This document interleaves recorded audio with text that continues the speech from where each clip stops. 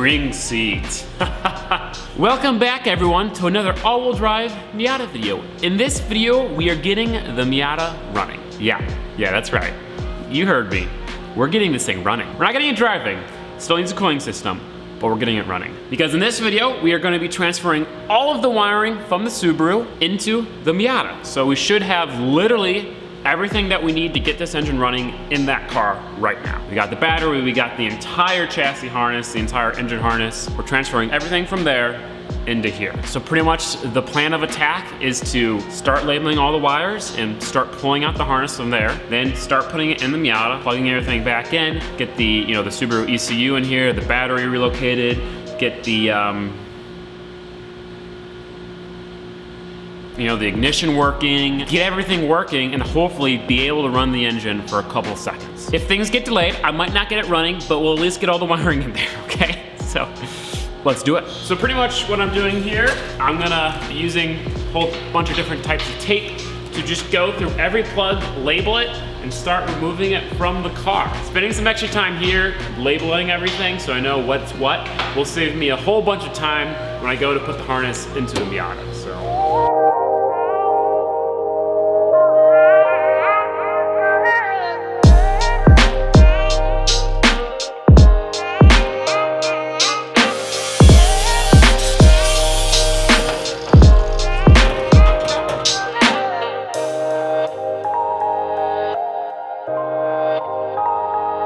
So the engine bay is pretty much all de-wired. We got the entire side on each side out. This side, I was having some trouble getting the fuse box totally torn apart. I can't get all these wires out, so I can't fit it through this hole. So I'm hoping that somewhere on the inside there will be a plug where I can have the harness come out the front. We'll figure it out, otherwise we'll have to figure out that fuse box. But for now, I'll move on to the front, which means disassembling the interior, getting the dash out of here. It's quite an in-depth process.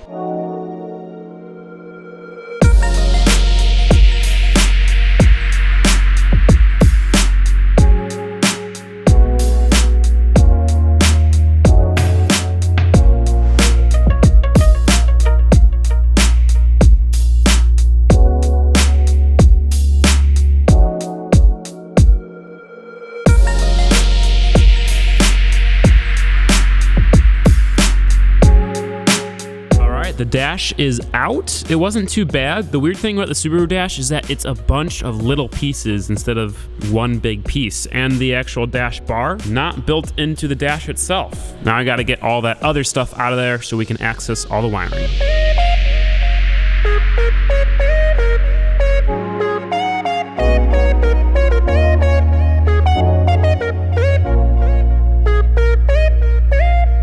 Got one. We got a catch, boys.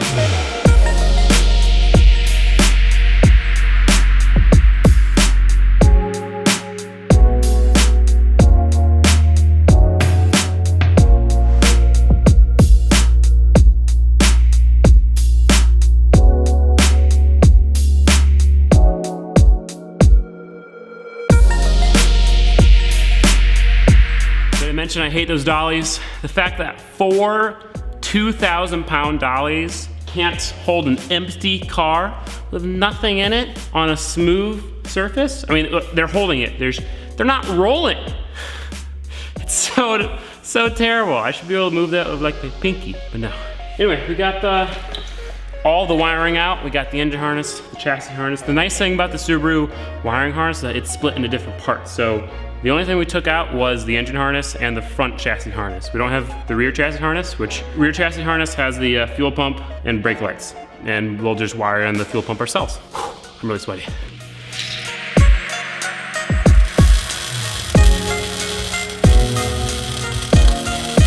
I went ahead and finished welding all the bars up front here with the HDP MIG welder. That way I don't have to be welding when there's wires blocking everything, even though I am gonna do all those, plates and stuff. But I just wanna get the wiring in and I wanna see this thing turn over. That might not be the smart thing to do. I probably should wait, but screw it. So we're gonna go ahead, put the chassis harness in, plug everything in, the engine harness in, plug everything in, make sure it turns over. Once we know it turns over, once we know everything's working, then we'll work on extending the battery harness and we'll work on actually mounting everything.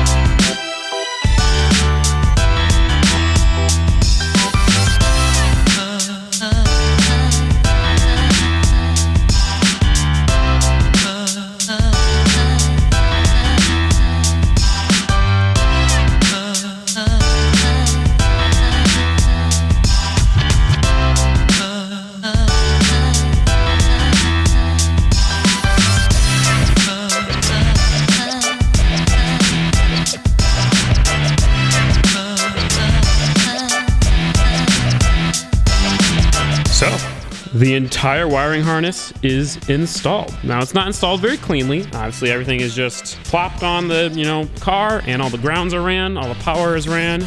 In here, it's a mess over there. But we want to make sure to test everything before we mount anything. So 2 things I have to do: put the battery on, and then I have to go ahead, harness the ignition from the steering column off the Subaru, plug that in, and we should be able to give it power. And hopefully crank the motor. Won't start because there's no fuel, but crank the motor, and yeah. First step is to just put the battery on and see what happens. Let's see here, negative terminal, and that's positive terminal. Nothing blew up. It's a good sign. Ignition is plugged in. I've got the key. Yet again, I'm going to connect the battery. No explosions. It's nice and tight. All right. The likelihood of this working, I really don't know. I want to say 100%, but you can never say 100%. Oh, but look at that. The mileage is being displayed on the dash. Okay, I'm gonna try my best to do this. So I put the key in. All right. And looks like the ignition doesn't want to work. Oh, wait, now there we go. I just didn't turn it enough. Look at that. And what? Oh, look at this. Oh my goodness. Coolant temp working. Air fuel sensor ratio. Well, that's not right. But either way, that's getting power. So we got OBD2. Let's read the code, see what happens. Sorry for the flashing. MAF sensor circuit low. Intake temp sensor circuit high. Fuel pump sensor circuit high. That's because we don't have a fuel pump, don't have an intake temp sensor right now, and don't have a MAF. But like, that's it? That's it? I can't believe that's it. Okay, well that's cool. I feel like the O2 sensor should be reading really lean, but I'm not really sure how that works exactly. So I'm gonna try to crank it over and it's not gonna crank, watch. And that's because I don't have the clutch, right? These are the pedals? No, the pedals, oh, the pedals are way in here. Okay, so I have to plug in the clutch switch. One thing I want to do is try turning on the lights. Oh, that definitely did something. Something over there is the lights. These are the 2 clutch switches and the brake switch. For now, I'll just be pushing them with my hand. I feel like there's a really small chance it might start for a split second, just because there might be some fuel in the fuel line still. Okay, here goes nothing. I'm really excited, kind of nervous, but mostly excited. There's not really much to be nervous about. So.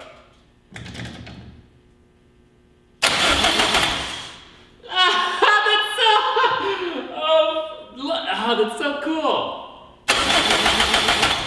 We did it. We did it. We did it. If they had fuel, we could start it right now. Couldn't start for very long, it doesn't have coolant either, but it cranks just like that. I just plugged everything back in and it worked. Everything worked. What are the chances? I should mention that the engine still has oil in it, all right? So I'm not that dumb.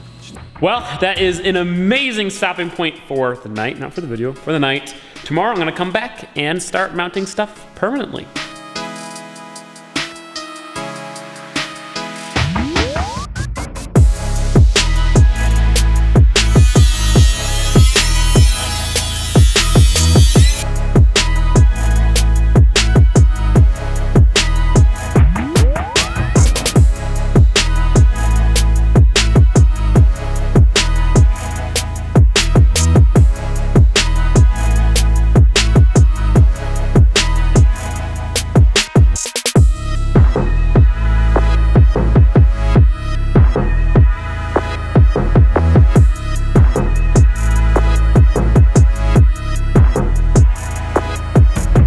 So the interior wiring is done. It's pretty much as good as it's going to get for now until we have more stuff in here. We have a lot of loose plugs, like for the radio, the hazards, for the ignition switch, which I just went ahead and zip tied to the roll bar, for the blinkers that aren't there, etc., etc. But a lot of the stuff is mounted. We've got plenty of room for the pedals. It's nice and cleanly ran, as cleanly as you can run a harness that's for a larger car and a smaller car that's OEM. But we have, you know, our factory ECU mounted very nicely with 2 bolts. We have all these sensors, relays, whatever they are, mounted there. We have everything zip tied to the cage nicely.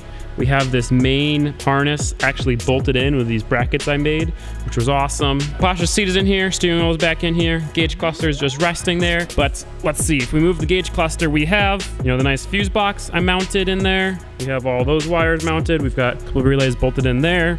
We have, you know, some stuff mounted in there. It looks like a mess, but, you know, it's actually pretty good. I'm pretty happy with it. So we grab my Subaru key. We hop in the car, difficultly, because the seat has such aggressive bolstering. Ow. I'm definitely going to need to get a quick release, that's for sure. But we go ahead, key on, which is pretty cool. And then I put the clutch switch up here, so I just push that and, you know, same story. Everything works. I'm really happy with the results. Oh, just wait until there's door bars. There's not even a roll cage door bar here. Gotta have to add those at some point too. Jeez. Oh, man. The more I work on the swap, the more I think that it's meant to be. There was a bunch of stuff in this wiring harness that just bolted or plugged into the stock stuff. The clutch switch, the brake switches, they threaded into the stock brake switch, clutch switch threaded holes on the Miata pedals. Point is, like, a bunch of stuff lined up to these bolts that were there. A bunch of stuff just, it was so awesome. For instance, I'm like looking where to mount this relay, like, oh wait, there's a stud right there. Bloop! Just puts bolts right on. So I was really happy with that.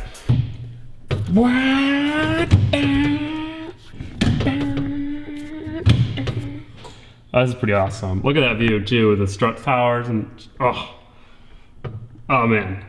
I'm so excited to drive this thing. That, however, is going to conclude this video. I will finish the engine bay wiring, as well as some of the other chassis wiring, relocating the battery, hopefully doing the fuel pump, and hopefully actually doing part of the fuel system or cooling system in the next video. I'm sorry we couldn't get it running in this video, but we are waiting on parts for the fuel system and for the cooling system.